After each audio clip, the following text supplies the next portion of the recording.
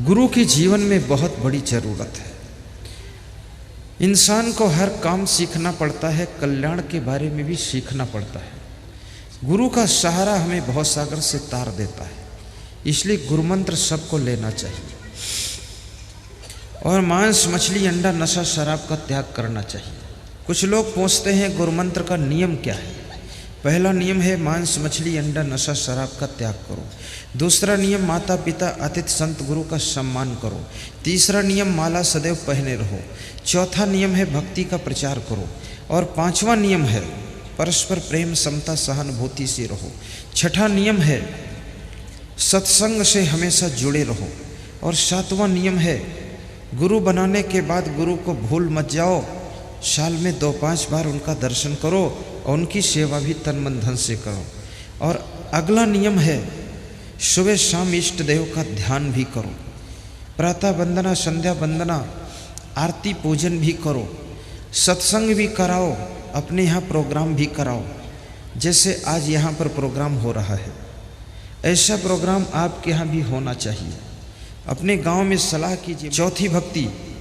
चौथी भक्ति मम गुण गण करे कपट तजी गान। चौथी भक्ति कपट छोड़ करके मेरे गुणों का गायन करो। राम कहते हैं शिवरी, यही चौथी भक्ति है। जहाँ कपट नहीं है वहाँ भक्ति शुरू हो जाती है। पांचवी भक्ति मंत्र जाप मम दृढ़ विश्वासा, पंचम भक्त सुवेद प्रकाशा। मंत्र का जाप करो, दृढ़ विश्वास रखो और ये भक्ति वेदों में बताई गई है। छठी भक्ति छठ दमशील बीरति बहु कर्मा, निरत निरंतर सज्जन धर्मा। छठी भक्ति अपने मन इंद्रियों को बस में रखो और हमेशा सज्जनता के आचरण करो। संभल संभल करके संसार में चलो, खान पान भी अच्छा करो, मन की चंचलताओं में मत रहो, अपने घर में भी शांति बनाकर रखो, बहन के साथ भी अच्छा व्यवहार करो, माताओं की रक्षा करो, गौ माता की सेवा करो, साथ साथ में सच्चे साधु संतों के चरणों में मस्तक टेक दो। भगवान राम ने वाल्मीकि को दंडवत किया था, अगस्त मुनि को प्रणाम किया था, भरद्वाज के चरण छुए थे। उनके आशीर्वाद से भगवान राम लंकापति को जीत सके थे। सतुई सब मोह मैं जग देखे, मोते अधिक संत कर लेखे। राम कहते हैं कि सातवीं भक्ति संसार के नर नारियों को मेरे समान समझना और यदि कहीं संत मिल जाए तो उनको मुझसे भी बड़ा समझना। वाह वाह, राम ने संतों का स्थान कितना ऊंचे पर उठा दिया है। भगवान कहते हैं मुझसे भी बड़ा यदि कोई है तो वो संत है। इसलिए मैं साधु समाज को निवेदन करता हूं कि साधु समाज कृपया अपनी साधना को उज्जवल रखें, ऊंची तपस्या करें। जिनको भगवान भी मानते हैं, जिनकी पूजा करते हैं, ऐसे संत महात्मा को बहुत ही संभल करके साधना करना चाहिए ताकि भगवान श्री राम का मन भी खुश हो और पूरे मनुष्य जाति का कल्याण हो सके। अठोई यथा लाभ संतोषा, सपन हूँ नहीं देखहि पर दोषा। अठोई यथा लाभ संतोषा, सपन हूँ नहीं देखहि पर दोषा। भगवान श्री राम माता शिवरी को भक्ति समझा रहे हैं कि आठवीं भक्ति जितना आपको प्राप्त हो जाए उसी में संतोष करना। हाय हाय मत करना, टेंशन मत करना। संतोष के बिना सुख नहीं है। ये संतोष कितनी अच्छी चीज है, इसका अर्थ सही समझना। संतोष का अर्थ ये नहीं है कुछ ना करना, संतोष का अर्थ है बहुत कुछ करना, लेकिन अपने मन को संतुष्ट रखना, जो फल मिला है उसमें खुश रहना, ये संतोष का अर्थ है। और मैं ये भी आपसे कहूँगा, जिसके पास संतोष नहीं उसको कितना ही मिल जाए वो सुखी नहीं हो सकता है। एक सेठ अपने द्वार पर बैठा रो रहा था, कोई संत निकलता है, रोते हुए सेठ को देख करके उसको दया आ जाती है। सेठ से पूछता है क्यों रो रहे हो? वो सेठ कहता है कि रोता इसलिए हूं कि दुख है। घर में बैठी हुई सेठानी की नज़र संत पर पड़ती है, एक कटोरी देसी घी का हलवा लाकर संत को देती है कि आप खाओ महाराज। संत को आश्चर्य हुआ, घर में देसी घी का हलवा तला जा रहा है और ये सेठ यहाँ रो रहा है, सेठानी हलवा खिला रही है। सेठानी के चेहरे पर जरा भी दुख नहीं और सेठ को बहुत दुख है। तो संत ने पूछा, हलवा बाद को खाऊंगा, सेठानी ये तो बताओ सेठ जी दुखी क्यों हैं और तुम दुखी क्यों नहीं? क्योंकि घर में कोई दुख हो तो दोनों को होना चाहिए। सेठानी ने कहा, महाराज घटना तो एक ही प्रकार की घटी है, लेकिन दोनों की सोच में अंतर है। बिजनेस चल रहा था जिसमें 5 लाख का प्रॉफिट हुआ है। उस 5 लाख के प्रॉफिट की खुशी में मैं देसी घी में हलवा बना करके तल करके पूरे मोहल्ले में आज बांटूंगी, ऐसा मैंने संकल्प लिया है। लेकिन मेरे सेठ जी कहते हैं कि इस बिजनेस में 10 लाख का प्रॉफिट होना था, जिसमें 5 लाख का प्रॉफिट हुआ है। अनुमान में 5 लाख का कम प्रॉफिट हुआ है, तो 5 लाख का घाटा हो गया है, ऐसा मान करके ये रो रहे हैं। और मैं 5 लाख का प्रॉफिट मान करके देसी घी में हलवा तल रही हूँ और मोहल्ले वासियों को भी खिलाऊंगी। महात्मा ये सुन करके दंग रह जाता है कि ये मामला क्या है।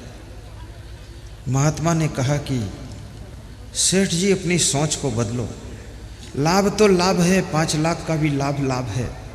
10 लाख का लाभ होने की संभावना थी, जिसमें 5 लाख का लाभ हुआ, 5 लाख कम हुआ, उसको तुम घाटा मानकर क्यों दुखी होते हो? इस 5 लाख के प्रॉफिट में खुशियां मनाओ। आपको जितना लाभ मिले उसमें अगर आप खुश होते हैं, संतुष्ट रहते हैं, तो आपको टेंशन नहीं होगी। लेकिन जब तक आपका मन संतुष्ट नहीं होता है, तब तक आप टेंशन से छुटकारा नहीं पाते हो। इसलिए राम भगवान 8वीं भक्ति कहते हैं, यथा लाभ संतोषा, जितना लाभ मिले उसमें संतोष रखने वाला ही सुखी रहता है, और यही 8वीं भक्ति कहलाती है।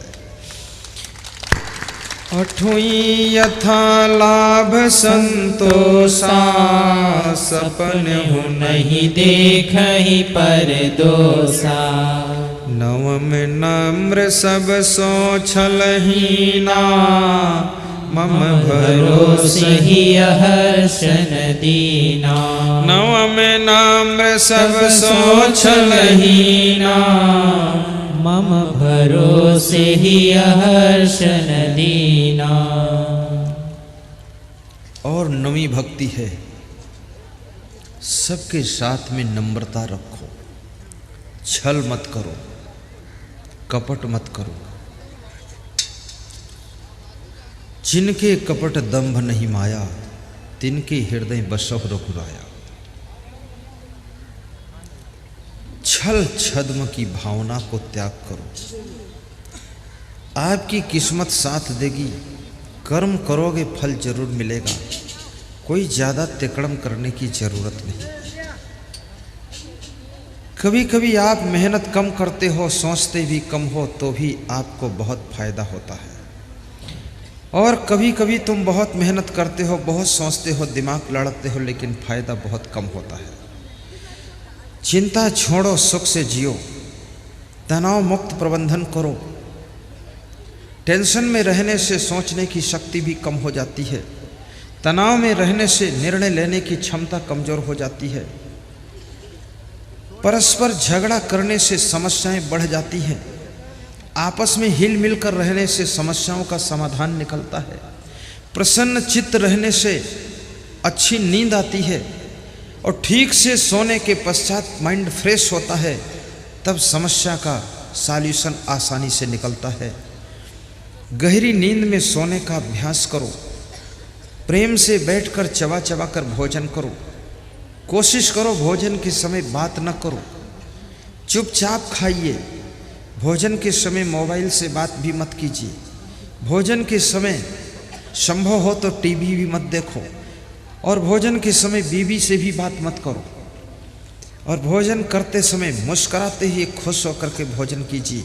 एक एक लम्हे का स्वाद लीजिए, आनंद लीजिए, और भूख से कम खाइए। पेट की मोटर में खाने की सवारी कम भरो, फेल हो जाएगी ओवरलोड हो जाने के बाद। ज़्यादा ओवरलोड मत खाओ। कितने लोग ऐसा खाते हैं कि उनको उठाकर कोई ले जाए तभी जा पाते हैं। एक आदमी किसी भोज में गया, बहुत खाया, बैलगाड़ी पर उसको लाद कर लोग लाए। वैद्य को बुलाया गया, वैद्य ने 2 गोलियां दिया, खा लो। तो उसने कहा 2 गोली खाने भर की जगह होती तो 2 लड्डू और ना खा लेता हूँ, इतनी भी जगह नहीं है। पेट की मोटर में खाने की सवारी कम भरो, पेट की मोटर में खाने की सवारी कम भरो। फेल हो जाएगी ओवर लोड हो जाने के बाद, फेल हो जाएगी ओवर लोड हो जाने के बाद। आरज़ूमंदान सेहत याद रखें ये उसूल। 10 मिनट हर रोज टहले, 10 मिनट हर रोज टहले, शाम को खाने के बाद। आरज़ूमंदान सेहत याद रखे 10 मिनट हर रोज टहले, शाम को खाने के बाद। 10 मिनट शाम को खाना खाने के बाद थोड़ा पैदल चलना चाहिए। सवेरे जिस समय सूरज निकल रहा हो, सूर्य में लालिमा हो, उस समय सूरज का दर्शन करने से, पैदल चलने से शुगर की बीमारी नहीं होती है। बीपी कंप्लीट रहता है सुबह सुबह लंबी सांस लेने से। उन आदतों को पकड़िए जिन आदतों से परिवार में शांति आती है, आपका उत्थान होता है। उन आदतों को छोड़ दीजिए जिससे परिवार में कलह कलेश बढ़ता है। उस स्वभाव को बदल लीजिए जिससे आपके प्रभाव में कमी आ रही है। उस चरित्र को चेंज कीजिए जिससे आपका ग्राफ गिरता जा रहा है। और उस वाणी को सुधार लीजिए जिससे आपकी क्रेडिट खराब हो रही है। और उन कर्मों को छोड़ दीजिए जिससे आपका उत्थान रुकता चला जा रहा है। अपने आप को संभाल लीजिए, संकल्प लीजिए और बहुत कुछ अच्छा करके दिखा दीजिए। आपके अंदर बहुत बड़ी ऊर्जा भरी हुई है। बहुत कुछ करने के लिए इस धरती पर तुम आए हुए हो। नौम नम्र सबसों छलहीना, मम भरोस ही हर्ष न दीना। नवी भक्ति क्या है? नम्रता पूर्वक छल छोड़ करके राम कहते हैं मेरी भक्ति करो। जिनमें 9 में से एक भक्ति होगी उन पर भी मेरी कृपा रहेगी। शिवरी तेरे में तो सभी भक्तियां हैं, तू तो कृपा की पात्र है। तेरा जीवन धन्य होगा, तेरा कल्याण होगा। अर्ब खर्ब लो द्रव्य हो, उदय अस्त लो राज। भक्ति महात्म ना तुले, ई सब कौने काज। मनुष्य के पास में अरबों खरबों धन हो जाए, सूर्योदय से लेकर सूर्यास्त तक लंबा राज्य हो जाए, लेकिन भक्ति के मूल्य के बराबर नहीं तौला जा सकता है। इसलिए भाइयों बहनों, भक्ति करना, शांति से रहना, नशा व्यसन से दूर रहना, अपने घर में गम खाना, गुस्सा को भी कंट्रोल करना, अपने पिताजी के ऊपर भी गुस्सा न करना, भाई के ऊपर भी गुस्सा न करना, सह लेना, छोटे बन जाना, नम्रता धारण करना। आपके घर में जो सबसे अधिक विकास में लगा हुआ है, जो ज़्यादा चिंतन करता है, बहुत होशियार है, उसके मन को प्रसन्न रखना, उसको परेशान न करना, उसका अपमान न करना, उसकी बात को हंसते हंसते मान लेना, तब आपका घर उन्नति करेगा। यदि उसको आपने तंग किया तो आप कितनी ही मेहनत करो, आपकी उन्नति नहीं होगी। हर चीज़ में मास्टरपीस बनने की कोशिश करो। मास्टरपीस बनोगे तभी आपकी उन्नति होगी, मास्टर माइंड बनोगे तभी उन्नति होगी। चाहे आप संत बनो, अगर मास्टरपीस नहीं हो तो संत तो ऐसे बहुत घूम रहे हैं। आप नेता बनो, अगर मास्टरपीस नहीं हो तो कभी राजनीति में सफल नहीं हो पाओगे। मास्टर माइंड भी बनिए, नेतृत्व करने की कला सीखिए, बोलने की कला सीखिए और सुनने की भी कला सीखिए। कहीं बोलने को ना मिले तो क्रोध नहीं आना चाहिए, शांति से बैठकर सुनना भी सीखो। जो अच्छा श्रोता बन सकता है वही एक दिन अच्छा वक्ता भी बन सकता है, इस बात को याद रखना। डेल कार्नेगी ने बहुत अच्छी बात कही है कि अपनी गलती को तुरंत स्वीकार कीजिए, दूसरों की गलती को क्षमा भी कीजिए। डेल कार्नेगी पाश्चात्य विद्वान हुआ है जिसने बहुत गजब की पुस्तक लिखी है। उस पुस्तक को जो बिजनेसमैन पढ़ लेगा सफलता जरूर मिलेगी, राजनेता पढ़ लेगा उसको भी सफलता मिलेगी। उस पुस्तक का नाम अभी खोलने जा रहा हूँ, अभी बता दूँ। 95 रुपीज़ की पुस्तक मिलती है, यहाँ तो नहीं मिलेगी, इस स्टॉल पर नहीं है।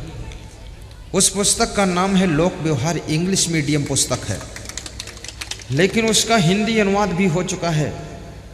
और वो पुस्तक आपको रोज़ पढ़ना चाहिए, आपके सिरहाने रहना चाहिए। डेल कार्नेगी ने कहा है, एक बूंद शहद बनो ना कि हजारों गैलन पेट्रोल। शहद की एक बूंद हजारों चींटियों को इकट्ठी कर लेती है, लेकिन हजारों गैलन पेट्रोल एक चींटी को इकट्ठा नहीं कर पाता है। मधु जैसे मीठे हो जाओ, सब तुम्हारे आसपास रहेंगे और वही तुमको सफलता के द्वार पर पहुंचा देंगे। याद करने की शक्ति को भी बढ़ाओ। जिम फार्ले उस व्यक्ति का नाम है जिस व्यक्ति ने अमेरिका में किसी को प्रेसिडेंट बनाया था। उसके मित्रों ने पूछा कि मैंने सुना है आपको 10,000 लोगों के नाम याद हैं।